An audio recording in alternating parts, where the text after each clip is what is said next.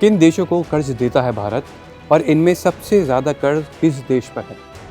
अगर आपको नहीं पता तो आज ये खबर आपके लिए है और दो देशों के नाम सुनकर आप भी चौंक जाएंगे। भारत अब सिर्फ विदेशी मदद लेने वाला देश नहीं रहा, बल्कि बीते कुछ वर्षों में वो कई देशों को आर्थिक सहायता और कर्ज देने वाला अहम देश बन चुका है।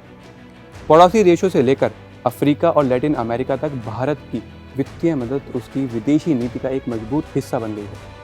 केंद्रीय सरकार की ताज़ा बजट आंकड़ों के अनुसार ये साफ देखा जा सकता है कि भारत किन देशों पर सबसे ज़्यादा खर्च कर रहा है और किसे सबसे ज़्यादा मदद मिल रही है।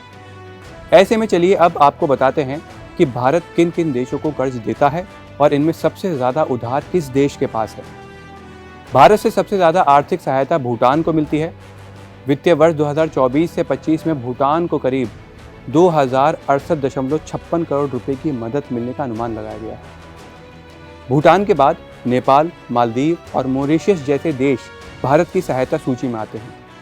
अब बात करते हैं भारत किन देशों को कितना कर्ज देता है।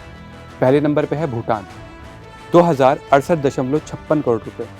उसके बाद नेपाल, 700 करोड़ रुपए। फिर मालदीव, 400 करोड़ रुपए। उसके बाद आता है मॉरिशस, 370 करोड़ रुपए। म्यांमार, 250 करोड़। उसके बाद श्रीलंका, 245 करोड़ रुपए। अफगानिस्तान और अफ्रीकी दोनों को 200 करोड़ रुपए। बांग्लादेश को 120 करोड़ रुपए।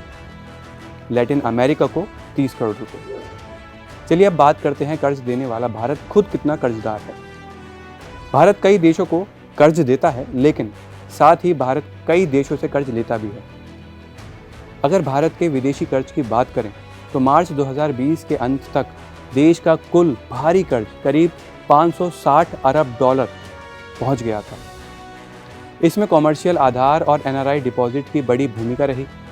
वहीं कोरोना संकट के दौरान भारत के वर्ल्ड बैंक और एशियाई विकास बैंक जैसे भी कर्ज लिया गया है, ताकि एमएसएमई, हेल्थ और एजुकेशन जैसे सेक्टर को संभाला जा सके। वहीं आज भारत 65 से ज़्यादा देशों को अलग अलग रूप में सहायता देता है।